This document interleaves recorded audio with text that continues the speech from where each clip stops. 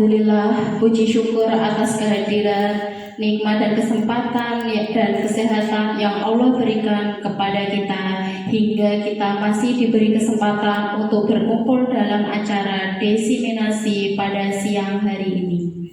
Tidak lupa sholawat serta salam tidak hentikan curahkan kepada junjungan kita Nabi Muhammad SAW karena telah membawa kita semua dari zaman jahiliyah menuju zaman yang terang benderang. Yang saya hormati Bapak Kepala Sekolah SDN Sidomulyo 3, Bapak Masrukan SPD, dan yang saya hormati kepada Bapak Ibu Guru SDN Sidomulyo 3 yang sudah hadir di acara desiminasi ini. Hadirin yang berbahagia, sebelum mengawali desiminasi pemahaman, pengalaman dan budaya positif di sekolah agar berjalan dengan kondusif, marilah kita buka dengan bacaan basmalah bersama-sama. Bismillahirrahmanirrahim. Hadirin yang saya hormati, selaku pembawa acara, saya akan menyampaikan rangkaian acara pada hari ini, yaitu yang pertama sambutan dari Bapak Kepala Sekolah SDN Sidomulyo 3, Bapak Masrukan SPD, yang kedua pemaparan tentang desiminasi pemahaman dan pengamalan budaya positif di sekolah, yang ketiga sesi diskusi dan tanya jawab, dan yang keempat adalah penutup. Yang pertama sambutan dari Bapak Kepala Sekolah.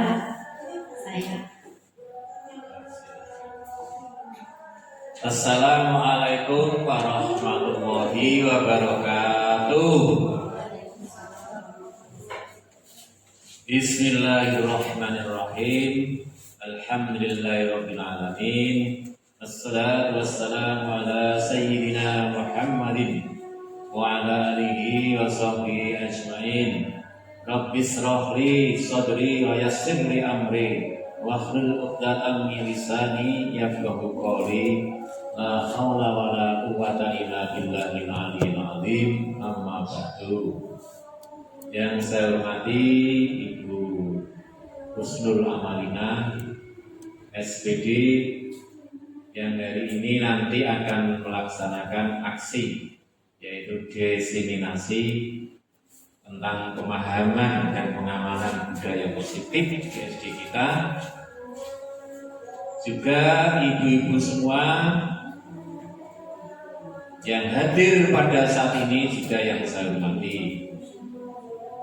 Ucapan Bismillah, Alhamdulillah di pagi hari ini kita ucapkan dengan menengadah pada Tuhan Yang Maha Esa bahwa pada siang hari ini kita dapat berkumpul bersama di dalam satu ruangan kelas, yaitu dalam rangka menghadiri acara yang diselenggarakan oleh teman kita guru penggerak, yaitu Bu Husnul Amalina. Semoga di acara ini nanti dapat berjalan dengan lancar.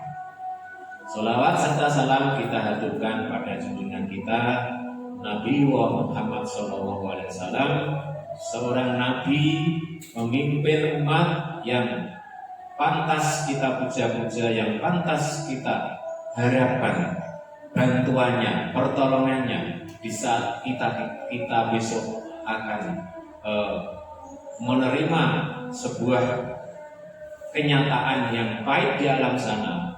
Hanya mengharapkan pertolongannya kita harapkan.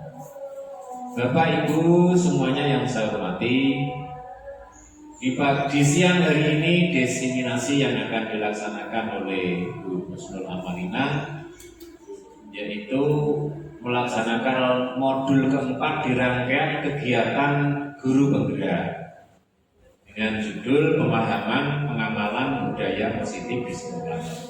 Alhamdulillah sekolah kita walaupun belum banyak sudah melaksanakan budaya-budaya positif, tetapi perlu ditingkatkan. Misalnya adalah dengan cara berjamaah bersama, dengan cara misalnya adalah membaca Asmaul Husna bersama sudah ya. Dengan cara misalnya membaca ayat-ayat pendek sebelum pelajaran dimulai, itu juga bagus dalam rangka memberikan kemantapan dan pemahaman kepada anak-anak kita agar menjadi walaupun tidak menghafal, tapi kalau juz amma kita kan, anak-anak kita kalau hafal kan kita lebih bagus.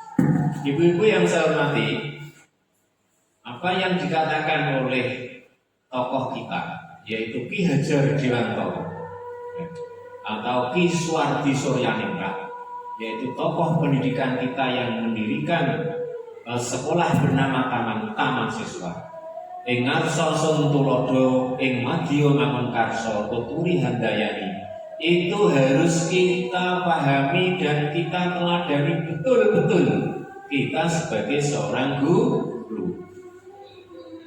Apa yang dipelajarkan, apa yang ditanamkan, apa yang dipikirkan oleh Ki Hajar Dewantara yang kemudian tidak lekang oleh waktu, selalu fleksibel bagaimanapun kurikulumnya, itu kita selalu gunakan. Bahkan ditempel di gedung-gedung, di plakat-plakat sekolah, bahkan di baju-baju anak, yaitu tuturi Handayani. Sedikit banyak kemarin sudah diterangkan oleh Pak Yulfatin bahwa apa yang kita pahamkan pada anak itu terutama adalah bagaimana anak itu menyadari tentang kesalahannya, bagaimana itu anak menyadari tentang bagaimana dia harus disiplin, harus timbul dalam hatinya, timbul dalam dirinya, dalam nuraninya. Yang bagus itu adalah faktor intristik, bukan ekstrintik ya. Kalau faktor ekstrintik itu kan karena dia takut, mungkin karena dia malu. Tapi kalau timbul dari dalam dirinya sendiri tentang jiwa disiplin yang positif, maka itu alangkah lebih bagus.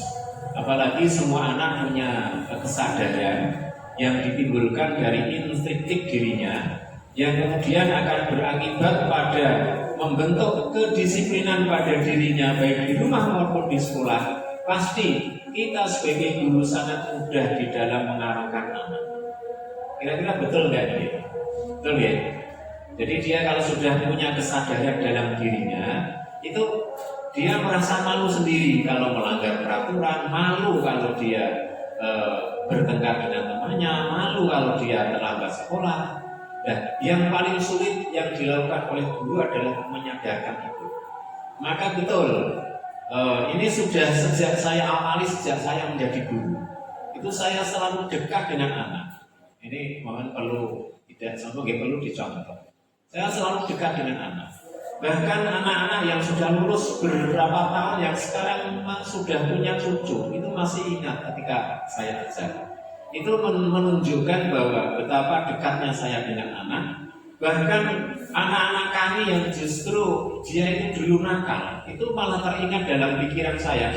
Saya pahami, saya cari latar belakangnya di rumahnya itu apa sebabnya, sehingga kami mendapatkan, saya pribadi mendapatkan temuan bahwa ini loh latar belakangnya, saya dekati dan berhasil. Itu sedikit bisa panjenengan contoh dari saya ya. Kita menganggap anak. Saya sendiri itu punya keyakinan bahwa saya terhadap anak dapat pandangan lihat sendiri. Itu bukan sebagai saya anggap sebagai anak saya. Saya anggap sebagai teman saya justru malah. Itu yang diharapkan dari pembelajaran ke depan. Demikian yang saya sampaikan. Apabila ada kesalahan, mohon maaf. Bila itu walhidayah. Wassalamualaikum warahmatullahi wabarakatuh. Terima kasih atas sambutan dari Bapak Mas Rukan. Semoga kita menjadi guru yang menjadi teman untuk anak didik kita, supaya anak didik kita itu menjadi lebih nyaman kepada kita. Nah, sekarang yang kedua adalah pemaparan tentang diseminasi pemahaman dan pengalaman budaya positif di sekolah.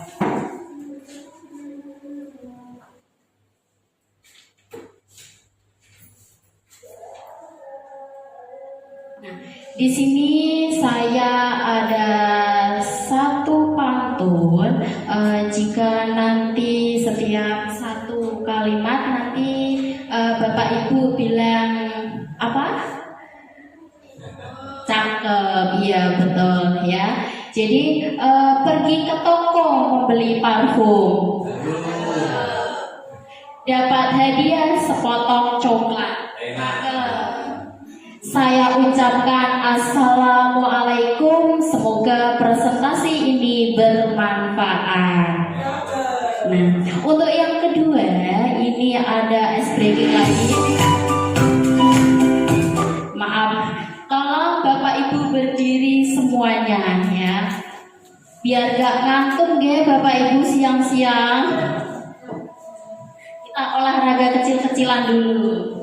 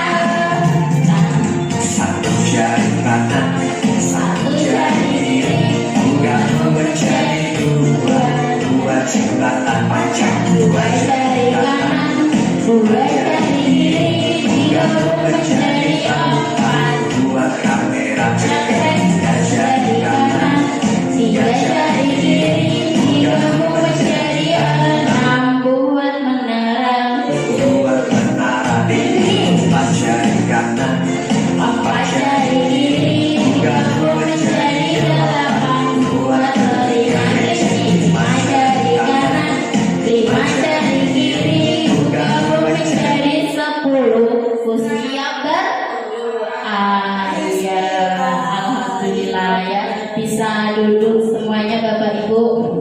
Nah, untuk ice breaking selanjutnya kita akan tepuk-tepuk.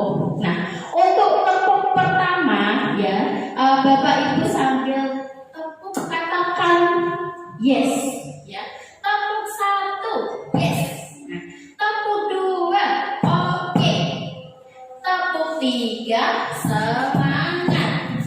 Tepuk empat, konsentrasi. Tepuk lima, siap diskusi. Nah, tepuk fokus berarti melihat, mendengar, mengingat, fokus. Yuk bersama-sama. Tepuk satu, yes. Katakan yes ya Bapak Ibu. Tepuk satu, yes. Tepuk dua, oke. Tepuk tiga, semangat. Tepuk empat, konsentrasi. Tepuk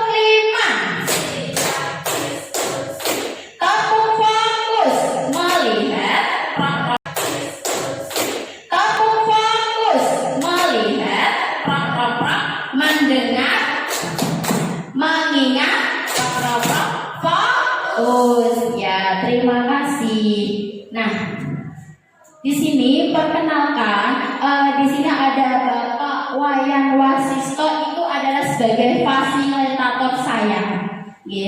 Kemudian saya sendiri Ayu Husnul Amalina yaitu sebagai CGP Angkatan 11 Kabupaten Demak, dan Bapak Mas Kundi sebagai pengajar praktik ya. Selanjutnya adalah tujuan dari kegiatan ini itu guru dapat memahami konsep pendidikan menurut Ki Hajar Dewantara dihubungkan dengan konsep budaya dan lingkungan positif di sekolah yang berpihak pada murid. Guru dapat melakukan evaluasi dan refleksi tentang praktek budaya positif dalam pendidikan untuk menciptakan murid dengan profil pelajar Pancasila. Guru dapat memahami perannya yaitu untuk membangun budaya positif dengan menerapkan konsep disiplin positif dalam berinteraksi dengan murid. Selanjutnya adalah filosofi, yaitu tujuan pendidikan itu menuntun segala kodrat yang ada pada anak-anak agar mereka menciptakan keselamatan dan kebahagiaan setinggi-tingginya baik sebagai manusia maupun sebagai anggota masyarakat. Nah, di sini ada semboyan Ki Hajar Dewantara, Bapak Ibu. Nah, yang pertama ada Ing Ngarsa Sung Tulodo, terus yang kedua Ing Madya Mangunkarso, dan yang ketiga adalah Tut Wuri Handayani. Masih ingatkah Bapak Ibu mengenai arti dari Ing Ngarsa Sung Tulodo, Ing Madya Mangunkarso, dan Tut Wuri Handayani? Nah, masih ingat? Untuk Ing Ngarsa Sung Tulodo yang artinya adalah di depan memberi contoh. Terus Ing Madya Mangunkarso adalah di tengah membangun semangat. Dan yang ketiga adalah Tut Wuri Handayani, di belakang memberi dorongan. Contohnya yang sudah kita alami yaitu kemarin kita memperoleh juara tingkat kecamatan mendapat berapa piala? Coba dapat piala berapa? Iya, dapat 6 piala. Nah, jadi tanpa sengaja kita sebagai guru itu udah melibatkan 3 semboyan ini, yaitu di depan memberi contoh. Jadi anak didik kita itu diberikan contoh supaya anak didik kita itu dapat mengerjakan atau melakukan lomba tersebut. Terus membangun semangat biar anak menjadi semangat, biar anak ada rasa ingin tahunya. Kita sebagai guru berikan atau membangun semangat anak. Terus yang selanjutnya memberikan dorongan ya kepada anak didik kita berikan dorongan ya.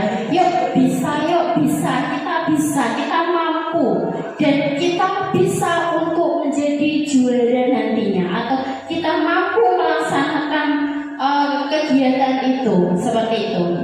Nah, selanjutnya adalah apa itu budaya positif? Budaya positif di sekolah yaitu nilai dan kebiasaan di sekolah yang berpihak pada murid agar mereka dapat berkembang menjadi pribadi yang kritis, penuh hormat dan bertanggung jawab sesuai dengan profil pelajar Pancasila. Nah, profil pelajar Pancasila ini ada beriman dan bertakwa kepada Tuhan Yang Maha Esa dan berakhlak mulia.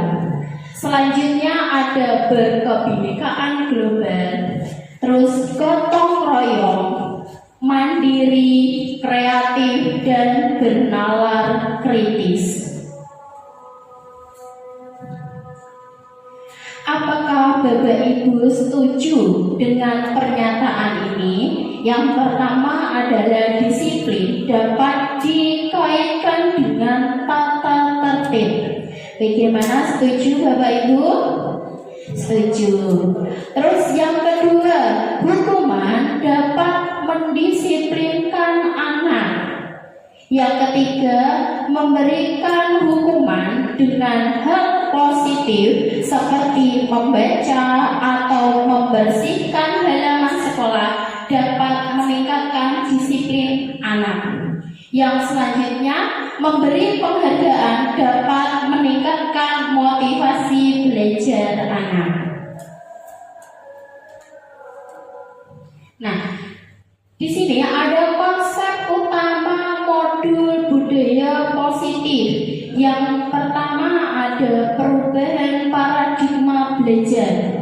Yang kedua, disiplin positif. Yang ketiga, kebutuhan dasar manusia. Yang keempat, motivasi perilaku manusia. Yang kelima, posisi kontrol. Yang keenam, keyakinan kelas. Dan yang terakhir adalah segitiga restitusi. Yang pertama, pembelajaran dengan paradigma baru. Pembelajaran yang dirancang berdasarkan prinsip belajar yang terdiferensiasi sehingga setiap siswa belajar sesuai dengan kebutuhan dari tahap perkembangan untuk mewujudkan profil pelajar Pancasila.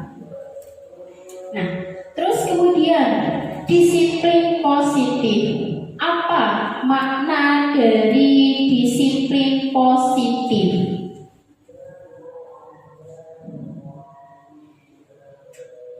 Kira-kira makna dari disiplin positif itu apa?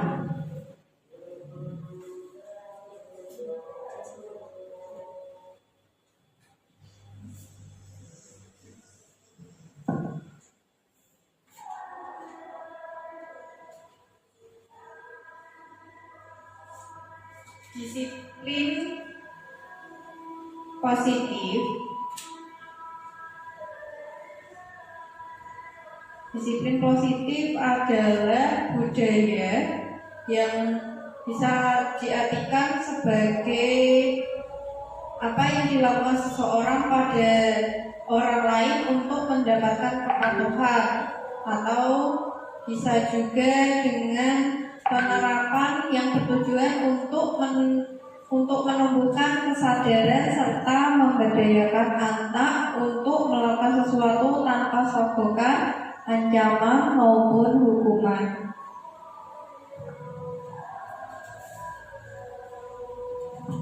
Terima kasih Bu Eva. Nah, disiplin positif itu ada dua, yaitu dalam budaya kita itu maka kata disiplin itu dimaknai menjadi sesuatu yang dilakukan seseorang pada orang lain untuk mendapatkan kepatuhan. Kita itu cenderung menghubungkan kata disiplin dengan ketidaknyamanan. Nah, selanjutnya disiplin positif merupakan salah satu cara penerapan disiplin yang bertujuan untuk menumbuhkan kesadaran serta memberdayakan anak untuk melakukan sesuatu tanpa sogokan, ancaman maupun hukuman. Nah, Ki Haji Dewantara menyatakan bahwa untuk mencapai kemerdekaan atau dalam konteks pendidikan kita saat ini dan untuk menciptakan murid yang merdeka, syarat utamanya adalah harus ada disiplin yang kuat. Disiplin yang dimaksud adalah disiplin diri yang memiliki motivasi internal. Jika kita tidak memiliki motivasi internal, maka kita memerlukan pihak lain untuk mendisiplinkan kita. Jadi sebelum kita mendisiplinkan anak, ya memang kita sebagai guru ya terlebih dahulu harus disiplin mulai dari diri kita sendiri. Selanjutnya, disiplin positif merupakan salah satu cara penerapan budaya positif yang bertujuan untuk menumbuhkan kesadaran serta memberdayakan murid untuk melakukan sesuatu tanpa hadiah, pujian, ancaman maupun hukuman. Nah, dapat kita lihat untuk disiplin positif di sekolah kita yang sudah kita jalankan, yaitu yang pertama ada pembiasaan Asmaul Husna. Nah, pembiasaan Asmaul Husna ini kita lakukan setiap pagi setelah bel masuk ya, anak-anak disuruh untuk berkumpul di depan kelas didampingi oleh wali kelas, setiap kelas membaca Asmaul Husna. Yang kedua, ada senyum, sapa, salam, sopan, dan santun. Nah, dari kelima S ini juga kita sudah menjalankannya. Nah, setelah membaca Asmaul Husna, anak-anak berjejer baris dengan rapi dan gurunya juga berjejer baris dengan rapi. Kita melaksanakan 5S. Nah, kemudian ada literasi. Jadi setelah itu pas waktu di dalam kelas, pada waktu di dalam kelas sebelum pembelajaran, anak-anak diminta untuk literasi, membaca buku. Terus kemudian ada Jumat bersih. Ya, setiap Jumat kita lingkungan kita kan asri ya Bu ya. Jadi banyak sekali pepohonan. Nah, untuk memperindah, mempercantik sekolah kita, nah diadakanlah Jumat bersih. Terus yang selanjutnya adalah Jumat sehat, yaitu seluruh warga sekolah itu melaksanakan senam pagi di hari Jumat. Selanjutnya adalah motivasi perilaku manusia atau hukuman dan penghargaan. Nah, di sini motivasi adalah dorongan yang timbul pada diri seseorang secara sadar atau tidak sadar untuk melakukan sesuatu tindakan dengan tujuan tertentu. Nah, motivasi ekstrinsik yaitu motivasi yang berasal dari luar. Nah, apa sih itu? Nah, di sini murid melakukan disiplin diri dikarenakan takut dihukum atau menghindari hukuman. Jadi dari murid sendiri itu disiplin bukan karena pada dirinya, dia karena dia takut kalau nanti diancam guru atau bagaimana seperti itu. Terus yang selanjutnya adalah murid melakukan disiplin diri dikarenakan ingin mendapatkan imbalan berupa hadiah atau pujian dari orang lain. Ini adalah contoh motivasi ekstrinsik. Yang selanjutnya ada motivasi intrinsik, yaitu motivasi yang berasal dari dalam diri. Yaitu ada yang pertama menghargai nilai-nilai kebajikan diri sendiri. Jadi anak sudah sadar akan dirinya, ya, oh aku tuh harus begini, aku tuh jangan begitu, seperti itu. Yang kedua adalah murid melakukan disiplin diri karena sadar akan nilai-nilai kebajikan dalam dirinya.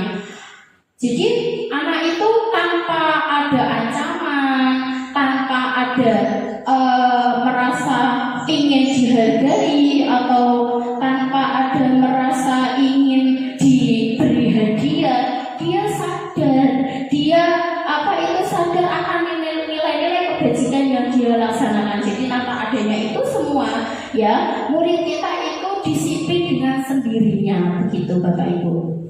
Nah, selanjutnya adalah konsep disiplin dengan identitas gagal. Wah, dengan kata gagal ini kayaknya sepertinya menakutkan ya Bapak Ibu ya. Nah, yang pertama adalah hukuman, ya. Di sini hukuman, kalau kita memberikan hukuman kepada anak yang merasa bersalah, yang salah, yang tinggal lakukannya seperti ini loh, seperti itu, begitu ya Bapak Ibu ya. Itu bisa menyakitkan. Contoh, kamu tidak mengerjakan PR, sekarang kamu berhukum lari keliling lapangan 5 kali. Nah, tanpa sengaja itu bisa memberikan kesakitan kepada anak. 5 kali lapangan seluas ini ya Bapak Ibu. Wah, 5 kali. Kasihan ya Bapak Ibu ya. Terus yang kedua, tidak nyaman. Jadi kalau setiap melakukan kesalahan hal kecil atau yang hal besar dihukum, anak juga akan merasa tidak nyaman. Terus Yang ketiga adalah memaksa. Yang keempat, murid jadi takut. Aku mau sekolah, Bapak, aku di guruku galak, seperti itu. Ya, terus selanjutnya murid menyembunyikan kesalahan. Ibaratnya dia mematahkan sesuatu, ibaratnya bunga di taman, wis ditandur, api-api dipokekno.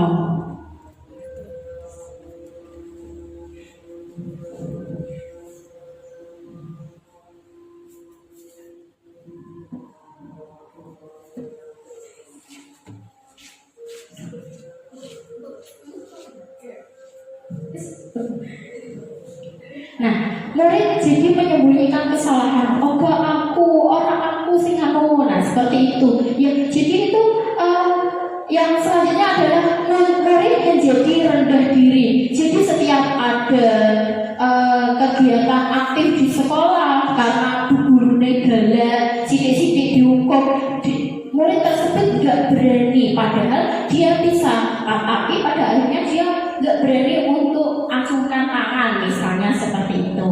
Ya, selanjutnya adalah penghargaan atau hadiah. Ya, nah ini yang pertama itu tidak efektif. Ya, yang kedua merusak hubungan sifat iri. Yang ketiga mematikan kreativitas. Yang keempat mengurangi ketepatan.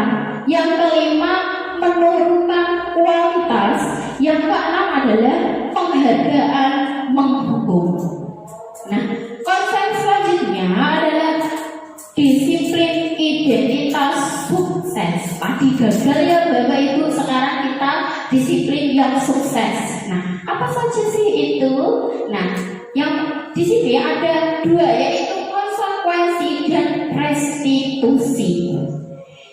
Pada konsekuensi jangka pendek perlu monitoring berkelanjutan, stimulus respon, murid menghormati peraturan, kehilangan waktu untuk merenungi kesalahan.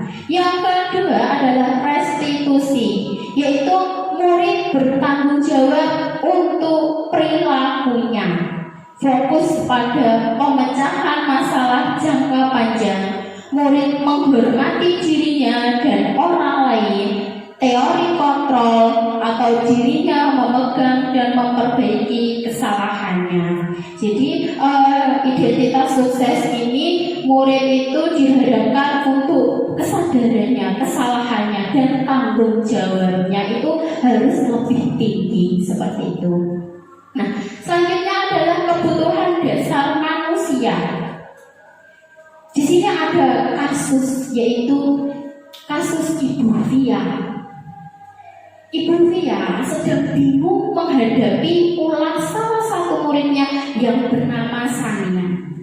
Beberapa anak di kelas mengeluhkan Sania yang sering terlambat berangkat sekolah. Jika anak menghadapi situasi seperti ini, apa yang Anda lakukan? Menurut Anda, kira-kira apa alasan Sania melakukan hal itu?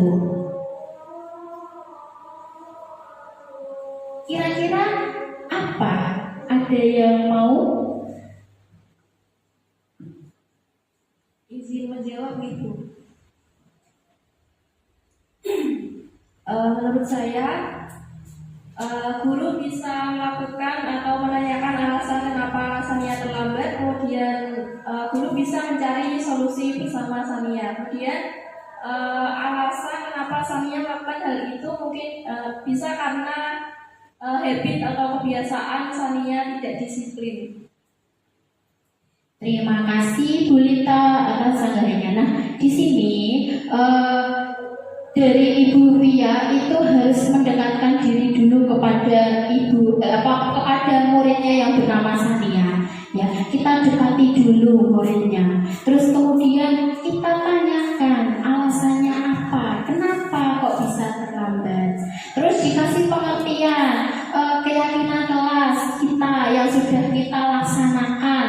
Nah, keyakinan kelas apa yang harus Sania lakukan seperti itu dan memberikan solusi bagaimana agar Sania selanjutnya itu tidak terlambat lagi. Terus kemudian seluruh tindakan manusia itu memiliki tujuan tertentu.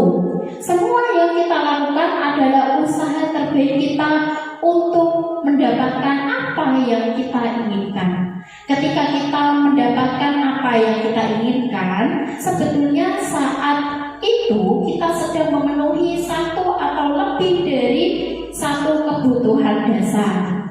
Nah, setiap tindakan, nah di sini dapat dilihat kebutuhan dasar manusia, ya. Nah, di situ yang pertama ada kebutuhan untuk bertahan hidup. Yang selanjutnya adalah cinta dan kasih sayang. Terus kemudian kebebasan. Yang keempat, kesenangan. Dan yang kelima adalah kekuasaan. Kebutuhan yang bertahan hidup di sini adalah kebutuhan yang bersifat fisiologis. Untuk bertahan hidup misalnya yaitu ada kesehatan, ada rumah, ada makanan, seperti itu ya Bapak Ibu. Terus yang kedua adalah kasih sayang dan rasa terima kasih, yaitu kebutuhan untuk diri kita, yaitu kebutuhan untuk disayangi dan diterima, meliputi kebutuhan akan hubungan dan koneksi sosial. Nah, bagaimana Bapak Ibu sudah memenuhi kebutuhan rasa sayang dan terima kasih belum? Ini di rumah atau di sekolah? Sudah ya? Nah, rasa terima kasih yang tinggi biasanya itu ingin dilakukan dan diterima oleh lingkungannya. Selanjutnya adalah penguasaan. Kebutuhan, pengakuan atas kemampuan kebutuhan ini berhubungan dengan kekuatan untuk mencapai sesuatu, kompeten dan diakui dan dihormati. Yang keempat adalah kebebasan, yaitu kebutuhan akan pilihan, kebutuhan akan kemandirian, otonomi, memiliki pilihan dan mampu mengendalikan arah hidup seseorang. Dan yang terakhir adalah kesenangan atau kebutuhan untuk merasa senang. Nah, kebutuhan untuk mencari kesenangan, bermain dan tertawa. Anak dengan kebutuhan dasar kesenangan yang tinggi biasanya ingin menikmati apa yang dilakukan, seperti itu. Selanjutnya adalah posisi kontrol guru. Nah, posisi kontrol guru ini yang pertama ada sebagai penghukum, yang kedua ada pembuat merasa bersalah. Terus yang selanjutnya ada sebagai teman, yang keempat ada pemantau, dan yang kelima adalah sebagai manajer. Nah, untuk penghukum, posisi kontrol penghukum itu seseorang atau seorang penghukum biasanya menggunakan hukuman secara fisik maupun secara fisik ya Bapak Ibu. Terus contohnya yaitu guru pada posisi ini berkata patuhi aturan saya. Nah, seperti itu. Jadi setiap anak yang salah tanpa dia mengutarakan apa sih yang dilakukan seperti itu ya, tanpa tahu kesalahannya dan alasannya apa. Nah, tiba-tiba guru langsung, loh, kamu seperti itu, berarti kamu harusnya gini-gini seperti itu. Nah, jadi sebagai penghukum ini mungkin di sekolah kita sekarang udah zamannya era modern ya Bapak Ibu. Jadi mungkin kalau penghukum sedikit dijauhkan. Nah, yang kedua adalah pembuat merasa bersalah. Pada posisi ini biasanya guru akan bersuara lembut, ya, yang kayak melas seperti itu ya. Biar apa? Nah, contoh guru pada posisi ini yaitu jika anak terlibat suatu kesalahan, nah dengan suara yang lembut, dengan suara yang melas seperti itu ya, Gimana coba kalau orang tua kamu tahu kalau kamu berbuat seperti ini?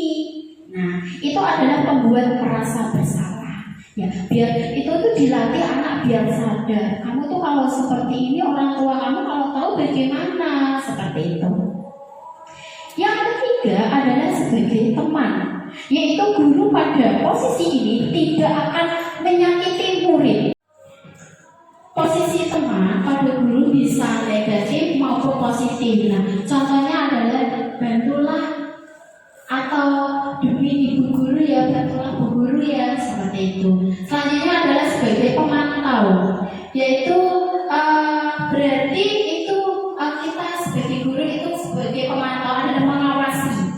Posisi pemantau berdasarkan pada peraturan-peraturan dan konsekuensi. Contohnya peraturan apa, sanksi atau konsekuensi apa, seperti itu. Nah, selanjutnya posisi kontrol yang kelima adalah sebagai manajer. Posisi di mana guru berbuat sesuatu bersama dengan murid, mempersilahkan murid mempertanggungjawabkan perilakunya, mendukung murid agar dapat menemukan solusi atas permasalahannya sendiri. Contohnya bisa apa yang kita yakini, terus apakah kamu meyakininya, terus yang selanjutnya adalah bisa dengan cara apa rencana kamu untuk memperbaiki hal ini. Nah, selanjutnya adalah keyakinan kelas. Mengapa keyakinan kelas tidak peraturan kelas? Kira-kira mengapa Bu Eva kok keyakinan kelas tidak peraturan kelas?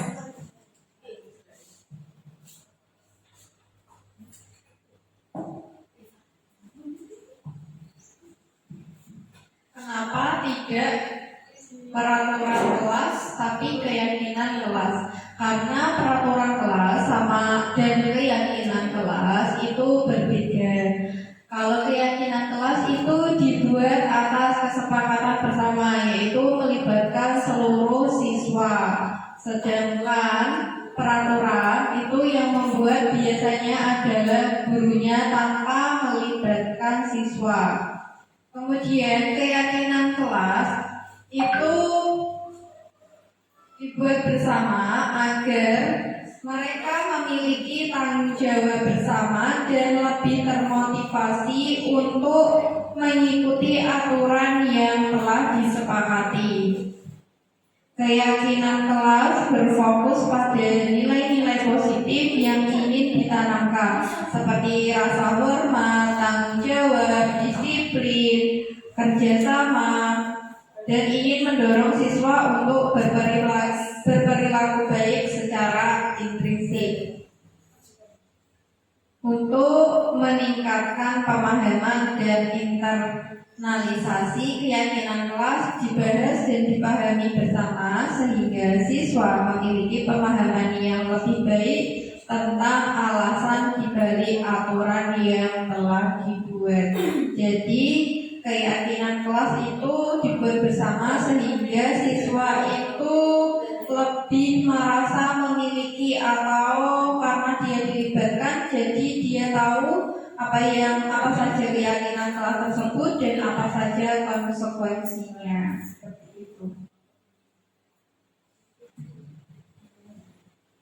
Terima kasih Bu Eva. Ya, benar sekali ya Bapak Ibu. Keyakinan perbedaan antara keyakinan kelas dan peraturan kelas itu memang jelas sangat berbeda. Karena kalau peraturan kelas itu hanya dibuat oleh gurunya sendiri.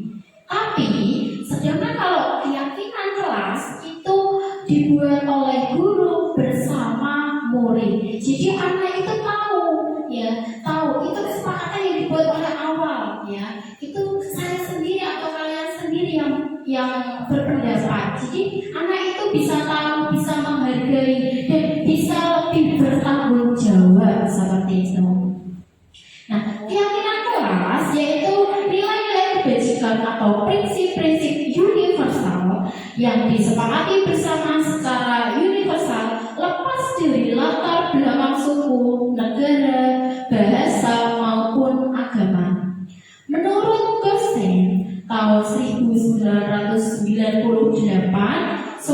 keyakinan akan lebih memotivasi seseorang dari dalam intrinsik. Seseorang akan lebih bersemangat untuk menjalankan keyakinannya daripada hanya sekedar mengikuti serangkaian peraturan. Pembentukan keyakinan kelas yang pertama ada keyakinan kelas bersifat abstrak daripada peraturan yang lebih rinci dan konkret. Yang selanjutnya, yang kedua adalah keyakinan kelas berupaya pernyataan-pernyataan yang universal. Pernyataan keyakinan kelas senantiasa dibuat dalam bentuk positif.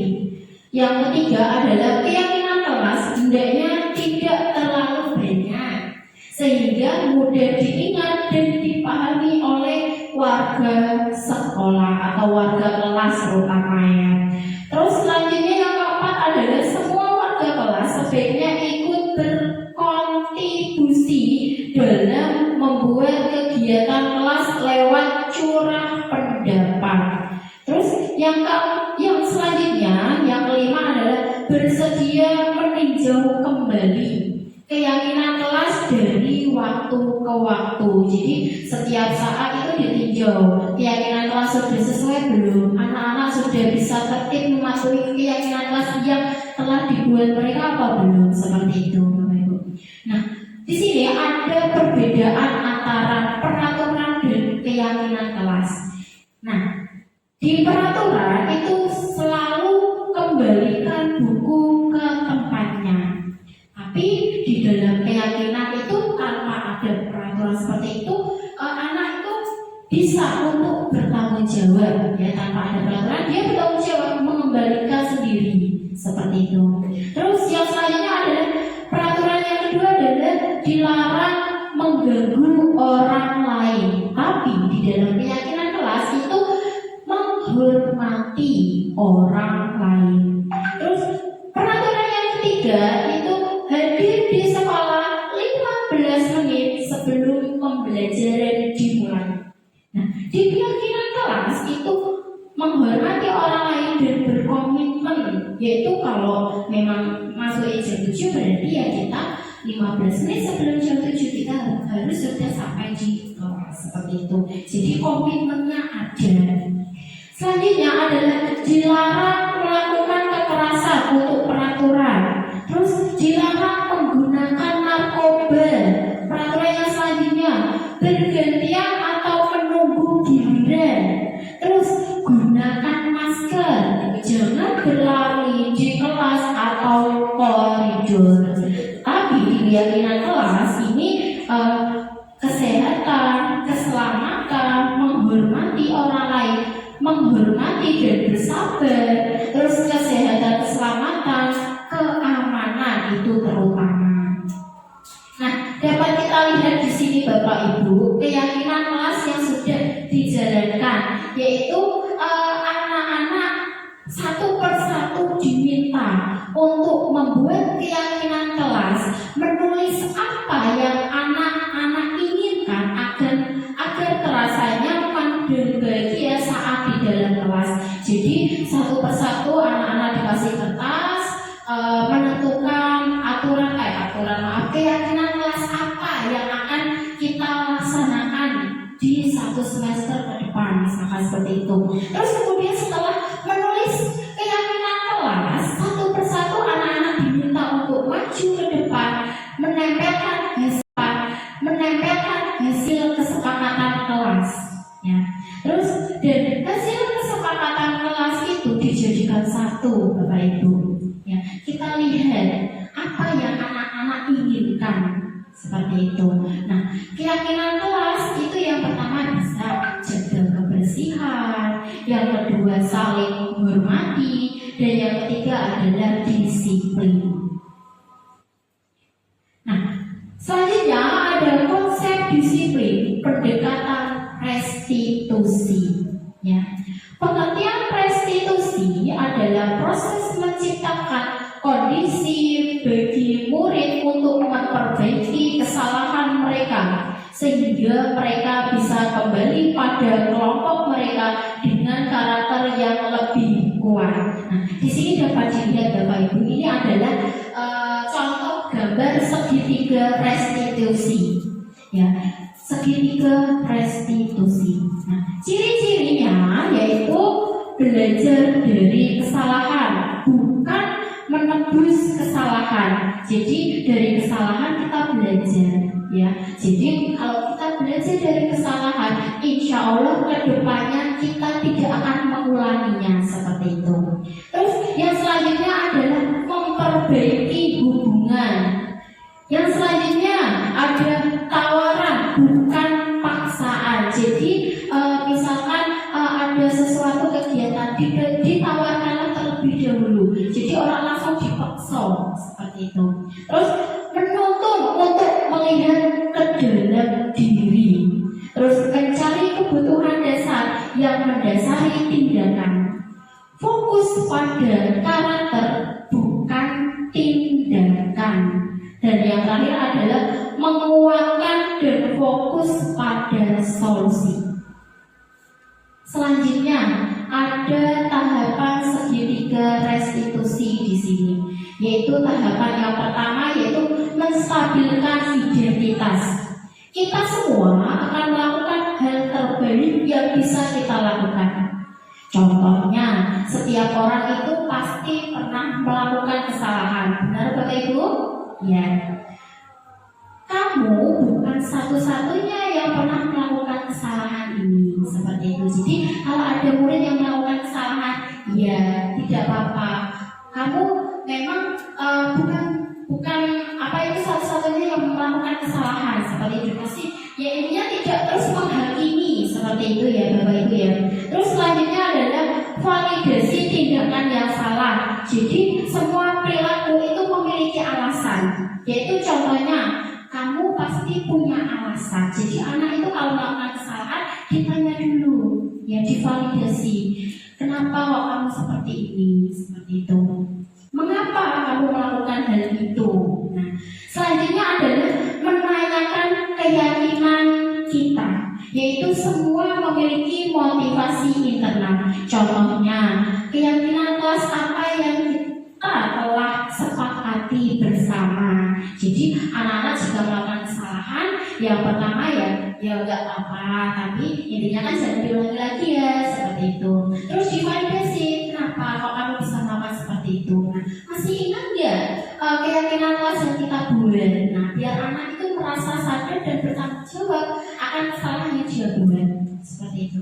Nah, selanjutnya adalah penerapan segitiga restitusi dalam pembelajaran. Di sini ada sebuah kasus Bapak Ibu, yaitu jika murid selalu mengantuk saat diberikan pelajaran di dalam kelas, apa yang akan Bapak Ibu lakukan sesuai dengan segitiga restitusi? Kira-kira apa?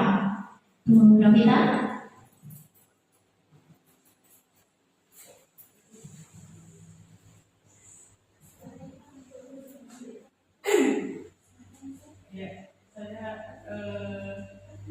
Ingin mencoba menjawab dari kasus murid selalu mengantuk saat diberikan pelajaran di dalam kelas. Apa yang akan Bapak Ibu lakukan sesuai dengan tahapan segitiga restitusi? Di sini kan ada 3 tahapan. Ya, tahapan yang pertama menstabilkan identitas. Untuk kasus yang tadi itu berbuat salah itu kan manusiawi, tidak ada manusia yang sempurna. Jadi yang terpenting anak itu mau memperbaiki kesalahan tersebut, atau tadi seperti yang dikatakan Bu Ayu, belajar dari kesalahan. Yang kedua, validasi tindakan yang salah, itu menanyakan alasannya tadi. Mengapa kok dia mengantuk di dalam kelas? Mungkin tadi malam begadang, ya, seperti itu. Biasanya kan anak-anak main di HP seperti itu. Terus yang ketiga, menanyakan keyakinan kita. Sebelum melaksanakan pembelajaran, pada saat awal pembelajaran kita di dalam kelas juga melaksanakan keyakinan kelas.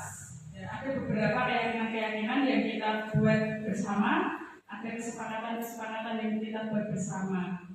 seperti itu. Jadi kalau di kelas saya keyakinan kelas itu tidak saya tulis, tapi saya tambahkan saja. Saya suruh anak-anak ingat, belum saya tuliskan di kelas. Itu. Terima kasih.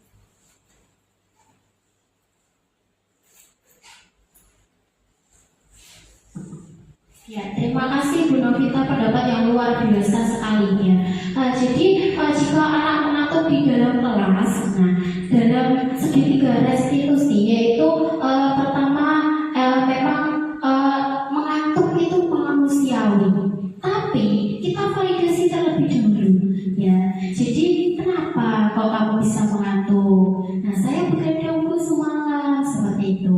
Nah, terus jadi anak-anak, nah kalau begadang berarti kan seharusnya berarti mulai besok kamu tidurnya harus sebelum jam 9 kamu harus bisa tidur karena nanti pagi bisa supaya bisa bangun seperti itu. Terus selanjutnya menanyakan keyakinan kelas kita. Jadi keyakinan kelas yang sudah dibuat seperti apa, gitu ya.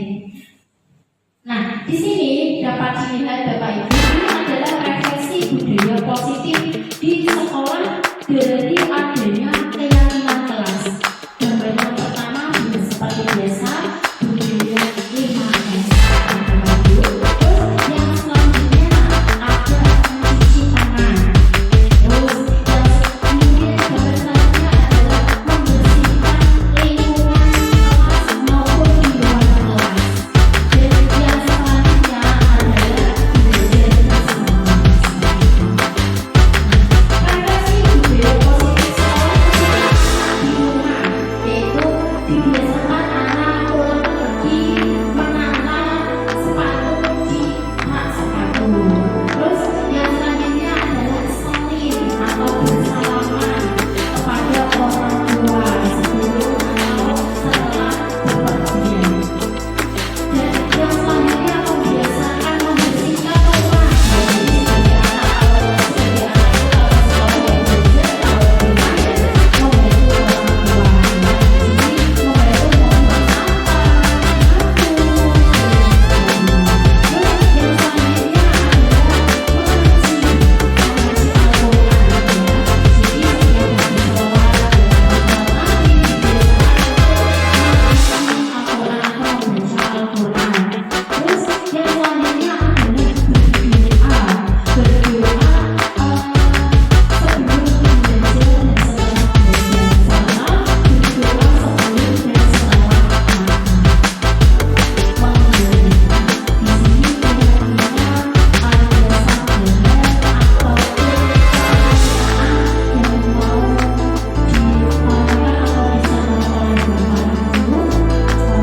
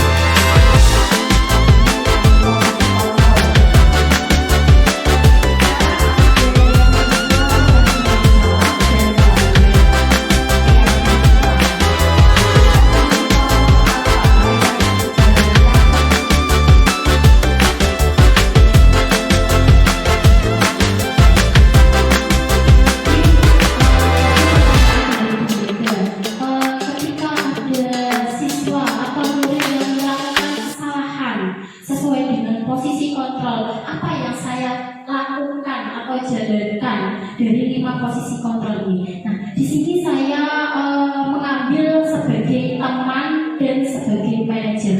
Karena apa? Anak itu kalau sebagai teman itu agar anak itu tidak merasa gagal.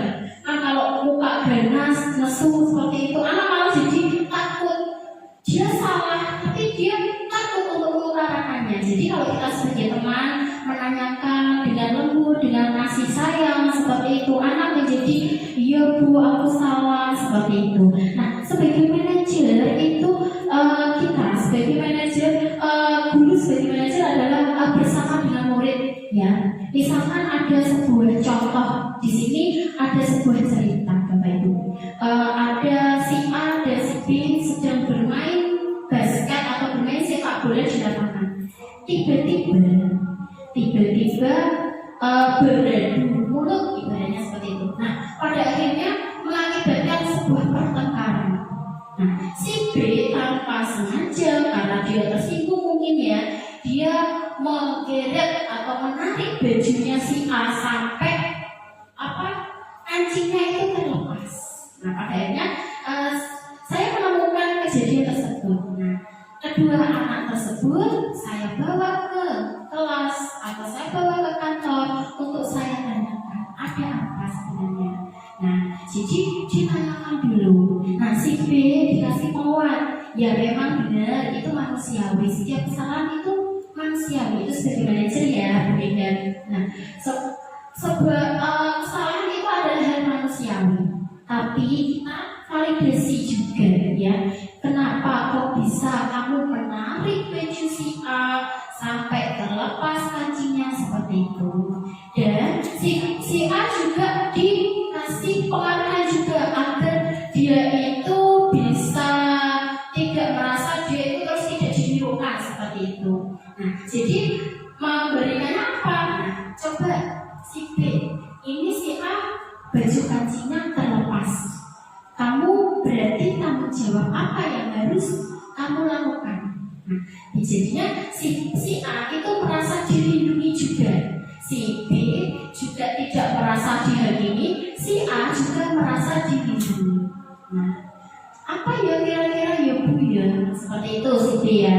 Terus guru memberi solusi. Jadi bersama anak itu memberikan solusi ya. Setelah validasi terus memberikan solusi. Kira-kira si B apakah kamu bisa menjahit seperti itu ya. Nah, terus kemudian karena tidak bisa si B, nah yaudah sini ibu guru bantu. Nah, agar si A juga merasa tenang, dia di rumah dia tidak disini ibu E. Lu udah kok kenapa bajumu kok malah buka kabin, nah seperti itu. Nah, jadi dia juga akan merasa terlindungi. Jadi pulang-pulang tanpa diketahui oleh orang tua, bajunya sudah kembali rapi. Jadi si B dengan bertanggung jawab membenahi atau mendodoni, menjahit seperti itu, menjahit bajunya si A biar menjadi lebih rapi. Dan kemudian sebagai manajer itu jadi tidak memihak salah satu, tapi sebagai mentor seperti itu, Bapak Ibu. Kira-kira ada pertanyaan lagi yang mau ditanyakan? Sudah cukup ya Bapak Ibu. Nah, terima kasih atas partisipasi dan perhatian Bapak Ibu semuanya. Semoga acara kita ini bermanfaat dan dapat menjadi inspirasi bagi kita semua. Terima kasih juga kepada Bapak Ibu semua sudah meluangkan waktunya kepada saya, karena mungkin pekerjaan banyak sekali ya Bapak Ibu. Nah, jadi sudah meluangkan sedikit waktu untuk saya. Nah, terima kasih sekali. Nah, sekian dari presentasi ini. Wassalamualaikum warahmatullahi wabarakatuh.